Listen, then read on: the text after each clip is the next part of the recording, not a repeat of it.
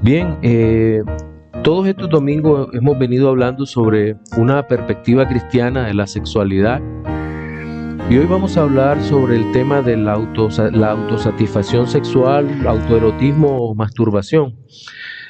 Y quiero tener o usar un texto base. El texto se encuentra en Filipenses capítulo 4, versículo 8. Luego entenderá por qué vamos a usar ese texto. Filipenses capítulo 4, versículo 8. Dice: por lo demás, hermanos, todo lo que es verdadero, todo lo honesto, todo lo justo, todo lo puro, todo lo amable, todo lo que es de buen nombre, si hay virtud alguna, si hay algo digno de alabanza, en esto pensad. En esto pensad. Recuerdo que al inicio de mi vida cristiana, tendría yo solo unos cuantos meses en la congregación donde asistía, y un joven que estudiaba conmigo en esa época sistemas, análisis y programación de sistemas, de computadores y demás, en esa época se me acercó y me dijo: mira, Alexander, tengo un grave problema. ¿Y tú estás yendo a una iglesia? Yo le dije: sí, claro, tengo algún tiempo asistiendo, unos pocos meses. Me dijo: ¿puedo hablar con el pastor? El pastor no podía y empecé a hablar con el pastor de jóvenes y arreglamos una cita para el amigo y llegamos, y cuando estábamos en el lugar reunidos, lo noté con una cara roja, él tenía muchísima vergüenza y empezó a hablar con el que era el pastor de jóvenes en ese momento.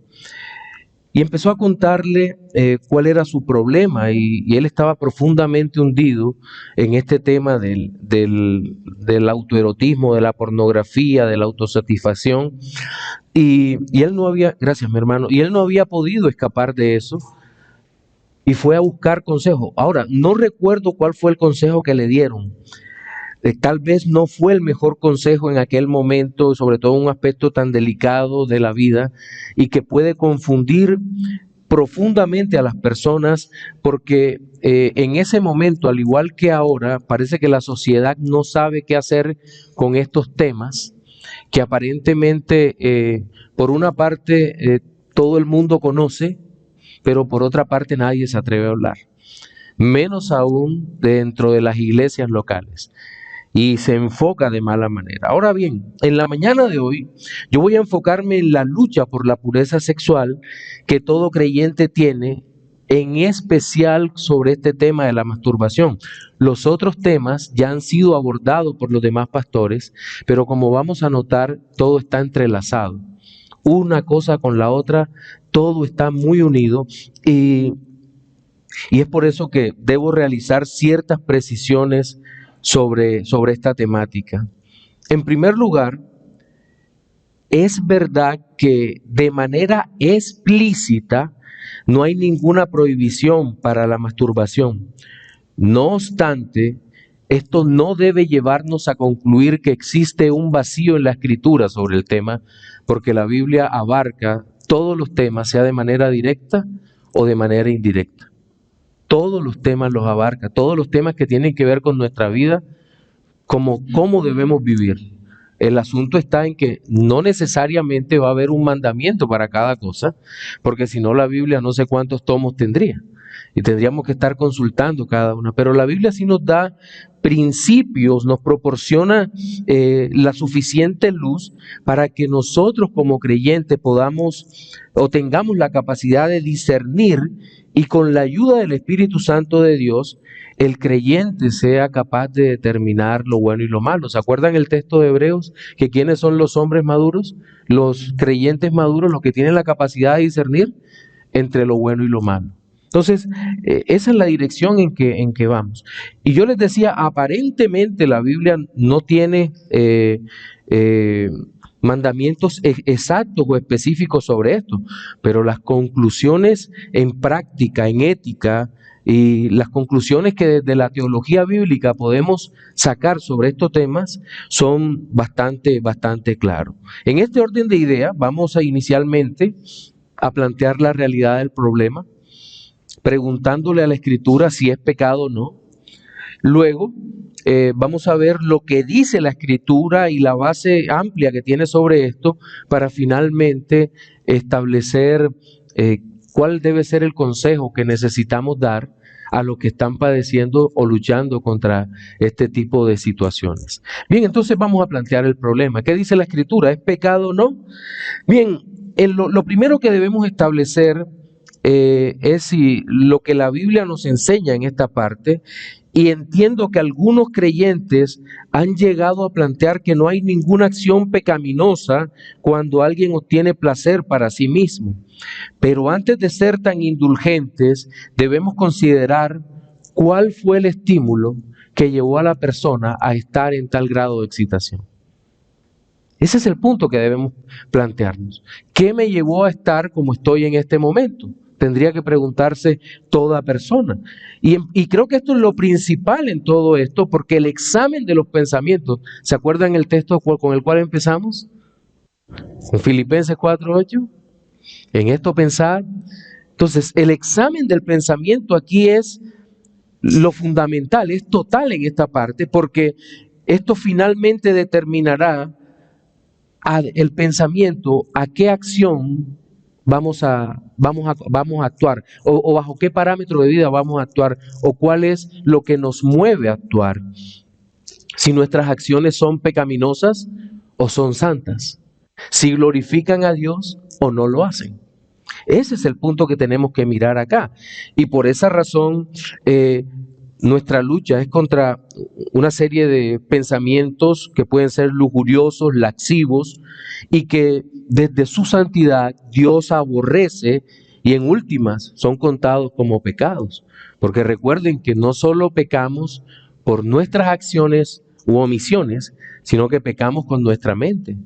Y como ya lo he dicho varias veces, creo que era Calvino el que decía: Dios es espíritu, y por lo tanto todo pensamiento es o no pecaminoso. Por esa razón. De hecho, en Gálatas 5, 16 y 17, la palabra de Dios advierte contra este tipo de deseos. Dice, Gálatas 5, 16 y 17, para los que apuntan: digo pues, andad en el Espíritu y no satisfagáis los deseos de la carne. El énfasis allí es deseos de la carne. Deseos, es decir, es algo que se siente, que se percibe, que se anhela, que se quiere hacer. Entonces, no satisfagáis los deseos de la carne, porque el deseo de la carne es contra el Espíritu. Nos damos cuenta de la pugna que hay, la lucha, y el del Espíritu es contra la carne, y estos se oponen entre sí para que no hagáis lo que quisiereis. En este orden de ideas que debemos entender, no solo las acciones físicas realizadas pueden ser tomadas como pecaminosas, sino que aún los deseos de la carne pueden ser tomados como pecaminosos, sobre todo cuando la persona se deleita en ellos, cuando los deja que se afinquen, que hagan morada en el alma. Ese es el grave problema al cual se enfrentan. Entonces, tenemos que entender que el campo de batalla más fuerte del creyente contra el pecado se encuentra en su alma, en su mente. Y es allí donde se despliega la lucha más fuerte que nosotros tenemos que dar. O como podemos tomar el texto de las palabras de nuestro Señor Jesucristo. No anoté la cita, pero anoté el texto de la cita. Dice, porque del corazón salen los malos pensamientos, los homicidios, y escuche, los adulterios, las fornicaciones, los hurtos, los falsos testimonios, las blasfemias. Estas cosas son las que contaminan al hombre, pero el comer con las manos sin lavar no contamina al hombre. Recordamos aquella discusión que el Señor tuvo con los fariseos, porque los fariseos lo acusaban porque no se lavaba las manos y se iba a contaminar. Y el Señor dice, un momento, lo que contamina al hombre realmente es lo que sale del corazón, de un corazón caído, un corazón incapaz de acercarse a Dios, un corazón totalmente debilitado por la carne. Entonces, el problema fundamental de todo este pecado, porque ya entendemos que la Biblia le llama pecado a todo lo que no procede de fe, a todo lo que Dios no ha ordenado. Entonces, tenemos que ver el verdadero mal que tiene esto, denunciar el mal que tiene todo este tema. ¿Cuál es? El pensamiento lujurioso, lascivo, que apunta ¿hacia dónde? A la autosatisfacción y alejarse de Dios en su totalidad. C.S. Lewis, en una carta que escribe sobre este tema, precisamente dice lo siguiente: para mí, el verdadero mal de la masturbación consiste en que toma un apetito que, legítimamente usado, hace salir al individuo de sí mismo para completar y corregir su propia personalidad en la de otra persona, dirigiéndolo en sentido contrario hacia la prisión interior de sí mismo para crear un harén de novias imaginarias. Y este harén, una vez aceptado, se resiste a ser abandonado para salir y unirse verdaderamente con una mujer real. Porque tal harén se encuentra siempre a la mano, siempre dócil, no exige sacrificios ni renuncias y puede ser adornado con atracciones eróticas y psicológicas con las que ninguna mujer real puede competir. Entre esas novias oscuras, él siempre es amado, siempre el amante perfecto, no se hace demanda alguna de su desinterés, jamás existe una mortificación impuesta a su vanidad. Al final, se convierte simplemente en el medio a través del cual él se adora cada vez más a sí mismo. Creo que no se puede expresar de una mejor manera todo esto, ¿cierto? Pero también quiero hacer una claridad, y es que esto no es un problema exclusivo de los hombres, ni es un problema exclusivo de los adolescentes. Muchas veces todas las acusaciones caen sobre grupos específicos, ¿verdad? Y eso es parte del mito social. Entonces, casi siempre se piensa que esto ocurre en una etapa de la vida, la cual se ha llamado adolescencia, la juventud, y es la conclusión casi unánime que se tiene, que esa conducta sexual va pasando con el tiempo, nada más alejado de la realidad. Usted se sorprendería saber la cantidad de personas mayores que siguen en la misma práctica aún después de casados. Las estadísticas son sencillamente sorprendentes. Han desarrollado un hábito tan marcado y se han convertido en esclavos de sus pasiones que no les basta la pareja que el Señor les concedió y se afectan más y más con su pecado. Ahora bien, es cierto que en la Biblia, en una de las cartas a Timoteo, Pablo le dice a Timoteo: huye pues de las pasiones juveniles, sigue la justicia, la fe, el amor y la paz con los que invocan al Señor con un corazón puro. Pero esto no significa que las pasiones juveniles sean exclusivamente de los jóvenes. Hay hombres de gran edad, muy grandes, que siguen enfrascados en sus pasiones juveniles. ¿O acaso no tenemos o no conocemos personas que en su vida viven como niños todavía? Viven como niños, son inestables emocionalmente en todos los aspectos y también en el aspecto sexual. Entonces, creo que el grave problema es que este tema ha confundido a muchos y la sociedad, sobre todo nuestra sociedad actual, qué sé yo, 20 años hacia acá, parece estimular este tema, aceptarlo y no ponerle ningún tipo de barreras. Entonces, parece que o el principal problema es que nuestra sociedad está altamente sexualizada.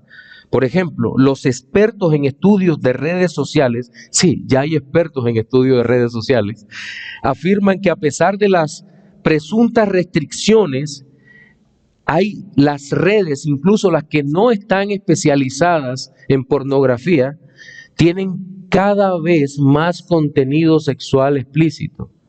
Y tal vez la que en este momento es más proclive a presentar este tipo de mensajes eróticos explícitos son TikTok, Instagram, en ese orden, y por último Facebook.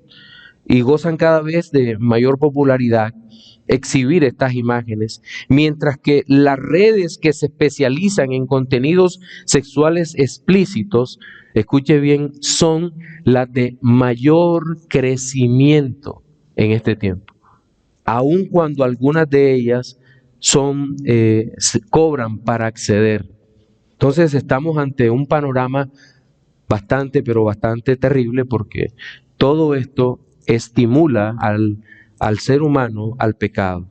Bien, algo que quería decirles antes de pasar a nuestro segundo punto.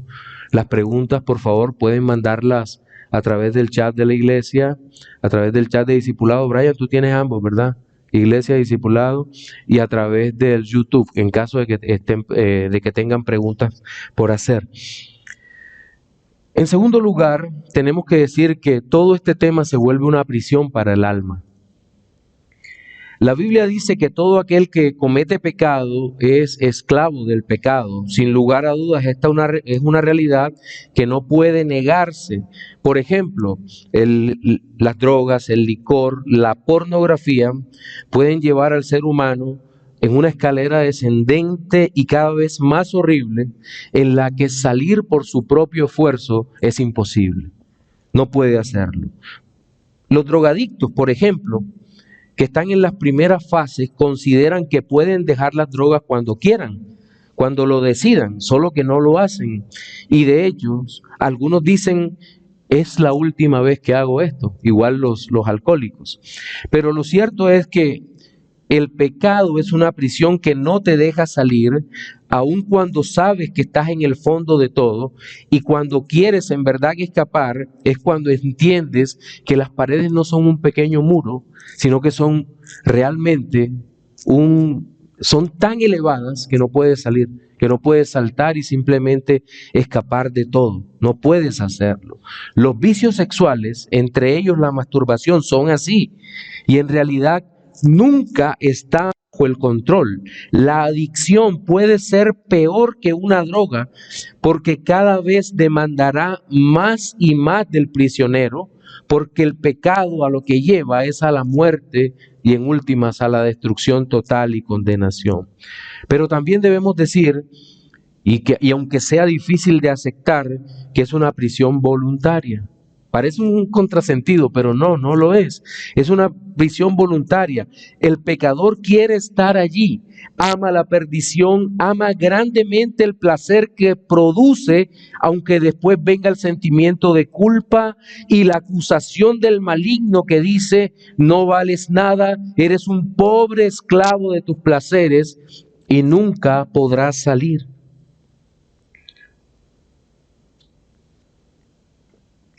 La prueba de que esta prisión es voluntaria, o que la prisión de los pecados es voluntaria, la encontramos en que muchos hombres cambian su pecado aunque no sean salvos. A ver si me explico de esta manera.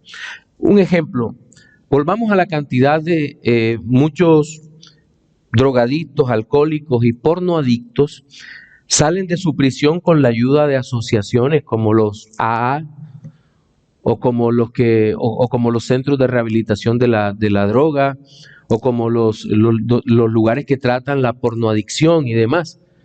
Simplemente cambian de pecado, aunque no sean salvos, y aunque no son totalmente libres porque no han sido regenerados, el cambio de actitud los beneficia porque de alguna manera los integra familiar y socialmente de nuevo, y le permite de alguna manera disfrutar de una vida más libre en muchos aspectos.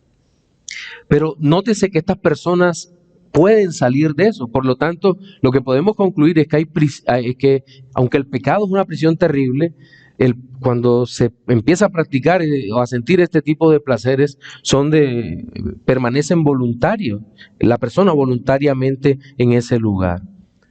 Pero lo peor de todo es la forma como este pecado acaba con el ser humano, porque lo consume lenta y dolorosamente.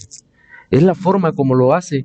Va llevando al que practica tal cosa hacia un estado cada vez más triste del alma, y entonces aparecen la depresión, la ansiedad, la frustración, la debilidad física, la vergüenza y tantas otras cosas que no quisieran vivir. Miren, según comentan algunas personas que han estado bajo este tipo de tratamientos y demás, la frustración más horrible se produce cuando viene cada recaída, porque la persona se autopercibe sin valor. Dice, oh no, yo no soy capaz de. Y ahí es donde se agrava el punto. La persona se siente fuerte, pero de pronto cae. Y ahí recordamos el texto de Jeremías 17:9, ¿se acuerdan? Engañoso y perverso es el corazón y sin remedio. ¿Quién lo entenderá? Y damos gloria a Dios porque el Señor responde, ¿verdad? Yo, dice el Señor. Yo, el Señor, lo entiendo. Porque de otra manera nosotros no nos podríamos entender a nosotros mismos. ¿Cuántos libros escritos sobre el misterio del ser humano? A veces nos reímos de cosas como ¿quién entiende a las mujeres? Pero dirán las mujeres, ¿y quién entiende a los hombres? Creo que ahí es de ida y vuelta, ¿no? Son situaciones en las que nosotros estamos. ¿Qué enseña la Biblia? La Biblia no menciona o declara específicamente que la masturbación sea o no pecado. El pasaje que más frecuentemente se asocia con esto es la historia de Onán. ¿Se acuerdan de Onán? En Génesis 39, del 9 al 38, del 9 al 10, que algunos interpretan aquella frase de verter en tierra como el pecado. El pecado no fue verter en tierra, sino que Onán lo que hizo fue que no quiso levantar descendencia para su hermano, por lo cual el Señor lo mata, lo destruye por su desobediencia, no por lo que había hecho. Ese no es lo que dice esa parte. La Biblia nos ofrece o habla de muchas maneras sobre este tema. En primer lugar, nos da advertencias o nos presenta advertencias para que no nos dejemos engañar de nuestro corazón. Y creo que el texto que voy a leer, quiero aclarar esto, está hablando de un creyente que está luchando en contra de la impureza sexual, está luchando contra la impureza, contra el pecado en cualquiera de sus formas, y no de un hombre que no se ha convertido aún como muchos lo interpretan. Romanos 7, 18 y 19 dice: y yo sé que en mí, esto es, en mi carne no mora el bien, porque el querer el bien está en mí, pero no el hacerlo. Porque no hago el bien que quiero, sino el mal que no quiero, eso hago. Entonces, los pensamientos obscenos, vamos de nuevo al tema, tan terribles y peligrosos contra el alma, tenemos que decir, aceptar, reconocer que no son exclusivos de los no salvos, sino que debido al remanente de pecado, también se manifestarán en los creyentes. Eso es un verdadero problema porque es una realidad. El perfeccionismo nos ha enseñado durante mucho tiempo, si eres cristiano ya no llegan malos pensamientos ante ti. ¿Cómo no? Claro que llegan malos pensamientos, pensamientos terribles que llegan aún a los hijos de Dios. Pero ¿cuál es la diferencia entre uno y otro? El creyente no encuentra placer ni deleite continuo en los mismos, pero también tenemos que decir que el creyente luchará contra toda esa pecaminosidad. Es lo que hará. No se dejará vencer por todo esto.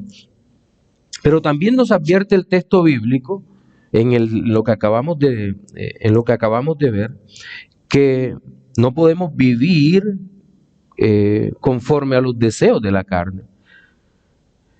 Es verdad que queremos muchas veces hacer el bien, pero nos toca luchar. Y hay otro texto que dice que no vivamos conforme a la carne, porque si vivimos conforme a la carne, conforme al pecado, cualquier clase que ésta sea, vamos a recoger la cosecha que hemos sembrado, como predicaba el pastor Edwin, creo que la última vez que estuvo aquí en el púlpito. Pero la Biblia no solo nos advierte, sino que también nos da esperanza y damos también... Nos gozamos en esta verdad, que la Biblia nos da esperanza, que Dios no nos ha dejado, no nos ha abandonado, sino que por el contrario, Él asegura que siempre, siempre va a estar con nosotros. Y que podemos salir de la prisión por la obra de Dios, y que es Dios mismo el que obra en nuestra vida y que nos da soluciones en medio de nuestra desesperación tan terrible en la que podemos estar. Voy a citar algunos textos bíblicos para los que apuntan, en donde vemos esa esperanza que nos ofrece el Señor. Primera de Juan 2:1 dice: hijos míos, estas cosas os escribo para que no pequéis. Y si alguno hubiere pecado, abogado tenemos para con el Padre, a Jesucristo el justo. Antes de ser destruido, el creyente debe recordar esta realidad, esta promesa dada por nuestro Señor. Segundo, Romanos 8, del 1 al 4. Romanos 8, del 1 al 4 dice: ahora pues, ninguna condenación hay para los que están en Cristo Jesús, los que no andan conforme a la carne, sino conforme al Espíritu. Porque la ley del Espíritu de vida en Cristo Jesús me ha librado de la ley del pecado y de la muerte. Porque lo que era imposible para la ley, por cuanto era débil por la carne, Dios, enviando a su Hijo en semejanza de carne de pecado, y a causa del pecado, condenó al pecado en la carne para que la justicia de la ley se cumpliese en nosotros, que no andamos conforme a la carne, sino conforme al Espíritu. Y este texto, 1 Corintios 10:13, dice: no os ha sobrevenido ninguna tentación que no sea humana, pero fiel es Dios, que no os dejará ser tentado más de lo que podéis resistir, sino que dará también juntamente con la tentación la salida para que podáis soportar. Entonces, esperanza sí tenemos. Pero también la Biblia nos enseña, y aquí no voy a citar pasajes porque hay muchos, desde Génesis 1:27, todo el capítulo de Génesis 2 o Efesios 5 del 20 en adelante. Debemos recordar que Dios nos ha dado un modelo de sexualidad que no es individual, no es personal, sino que es un modelo de sexualidad en donde somos un hombre y una mujer unidos en sagrado matrimonio para que podamos disfrutar de la sexualidad que Dios nos ha dado. Eso es lo que nos enseña la bendita palabra de Dios. Por lo tanto, cualquier otra forma de satisfacción sexual, por ejemplo, entre dos hombres o dos mujeres, sexo con animales o autosatisfacción, debe ser tenida como pecaminosa. Ahora, no faltarán las preguntas específicas, algunas veces capciosas, sobre qué pasa si mi esposa está enferma, o mi esposo, o si estamos lejos el uno del otro, o qué pasa si estoy solo en una isla desierta, o si me enamoro de una extraterrestre. Amigo, yo no puedo responder todas esas preguntas, de verdad, no tengo la menor idea muchas veces, pero creo que Dios nos da la suficiente base bíblica para que podamos discernir lo que está bien y lo que está mal. Pero ¿cuál es la solución ofrecida por Dios para vencer este y otros pecados relacionados con la parte sexual? Pues bien, en primer lugar, Dios pone ante nosotros el arrepentimiento y la fe en Jesucristo. Arrepentimiento y fe en Jesucristo. Y para salir de este pecado, al igual que cualquier otro, necesitamos acercarnos a Dios bajo esta premisa máxima de que necesitamos arrepentirnos y solo Dios puede darnos el don del arrepentimiento. Por lo tanto, clamemos, supliquemos a Dios que nos conceda este don del arrepentimiento. Proverbios 28:13 es muy conocido por todos, ¿verdad? El que encubre sus pecados no prosperará, mas el que los confiesa y los abandona hallará misericordia. Es decir, una actitud completa de acercarse a Dios en arrepentimiento y fe. O Primera de Juan 1:9. Si confesamos nuestros pecados, Él es fiel y justo para perdonarnos los pecados y para limpiarnos de toda maldad.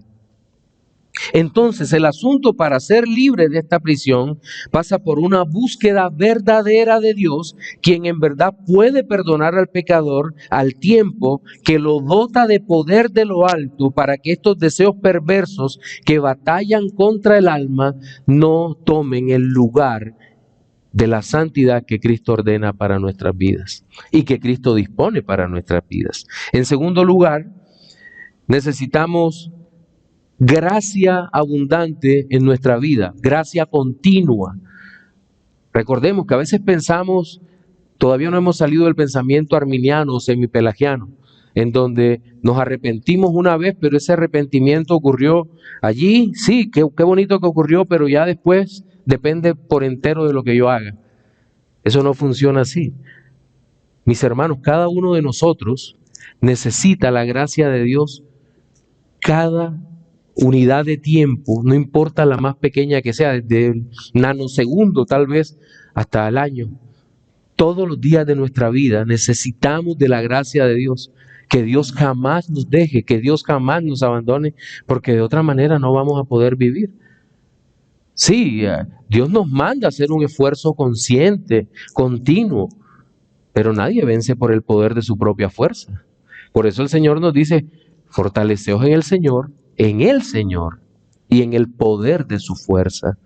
Entonces, sin la obra sobrenatural, las solas fuerzas humanas son un chiste contra el pecado. De nada tienen valor, no sirven. Romanos 8:13, ¿verdad? Porque si vivís conforme a la carne, habéis de morir.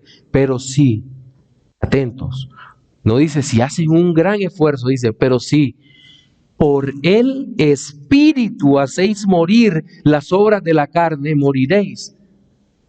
Claro que hay que hacer un esfuerzo, pero lo que vemos ahí es que el esfuerzo no sirve. Es por el Espíritu de Dios que hacemos morir las obras de la carne. Y este poder es dado solo por gracia en nuestra vida, porque nuestros deseos y muchas veces nuestras resoluciones son poco menos que inútiles frente a los apetitos de la carne. Pero quiero citar otro texto. Romanos 8, 26, 27 dice, y de igual manera el Espíritu nos ayuda en nuestra debilidad, pues ¿qué hemos de pedir como conviene? No lo sabemos, pero el Espíritu mismo intercede por nosotros con gemidos indecibles. Mas el que escudriña los corazones sabe cuál es la intención del Espíritu, porque conforme a la voluntad de Dios, intercede por los santos. Es Dios el que opera de una manera poderosa en nuestra vida y nos da la fortaleza para vivir conforme a su demanda, a su gracia, a lo que la gracia nos lleva. Otra clave, y creo que esta clave para ir cerrando nuestro tema, es que debemos ganar la victoria en la mente, ya lo habíamos dicho, ¿cierto? Entender que la batalla contra la inmoralidad sexual se gana o se pierde en la mente. En la mente. Ese es el campo de batalla. Y hay que tratar de vencerlo justo cuando el pensamiento llega, porque si el pensamiento se afianza en el alma, va a ser muy difícil retirarlo de allí, sacarlo. Claro que Dios tiene poder, tiene recursos para echarlo de nuestra vida, pero es realmente peligroso cuando este enemigo ya ha tomado ventaja en nosotros. ¿Recuerdan el primer versículo que leímos hoy? Filipenses 4:8. Sí, todo lo bueno, todo lo justo, todo lo amable, todo lo de buen nombre, en esto pensad, si hay virtud alguna. Y el único que tiene todo eso es nuestro Señor Jesucristo. Es decir, nuestro pensamiento debe ser continuo, enfocado en la persona de Cristo, en su obra, en cómo, incluso en su vida. Porque es verdad que la obra de Cristo, la obra expiatoria, cuando lo estudiamos en teología, es una obra objetiva y el Espíritu de Dios, de manera real y verdadera, imputa la justicia de Cristo a nosotros, porque a Él le fueron imputados la culpa por nuestro pecado. Pero también es una realidad que nosotros vivimos, que la obra de Cristo es ejemplo para nosotros, cómo vivir de acuerdo a la obediencia de Cristo. Entonces, creo que esto nos lleva a una mayor consagración de la mente, del alma, a vivir con pureza delante de Dios, nos puede ayudar a cada uno de nosotros en cualquiera de las luchas que tengamos. Finalmente es necesario hablar sobre la consejería. Y las personas que necesitan ayuda con esta clase de pecado requieren ellos primeramente ser honestos para con Dios y honestos con la persona que está aconsejándoles, que está llevándoles la consejería. Y el que aconseja necesita ser en primer lugar firme, porque recuerden algo, toda persona que tiene algún tipo de pecado que es repetitivo, reiterativo, que lucha contra esto, tiene la tendencia a manipular de alguna manera. Entonces, quien aconseja tiene que tener la firmeza para decir, no, no puedes manipularme en este sentido. Aquí hay un pecado que tiene que ser tratado. Pero también debemos ser amorosos y comprensivos. Es decir, la exhortación y la fuerza es una parte, pero también el amor y la comprensión es otra parte, porque estamos ante los que aconsejamos, estamos ante un pecador y nosotros también somos pecadores. Entonces, no podemos ponernos allí como jueces, sino como pastores, como verdaderos consejeros en todo esto y entendemos que solamente es el Señor el que nos puede ayudar. Entonces damos gracias a Dios porque Él es el que sostiene nuestras almas, purifica nuestra mente y nos da la fortaleza para discernir entre lo bueno y lo malo.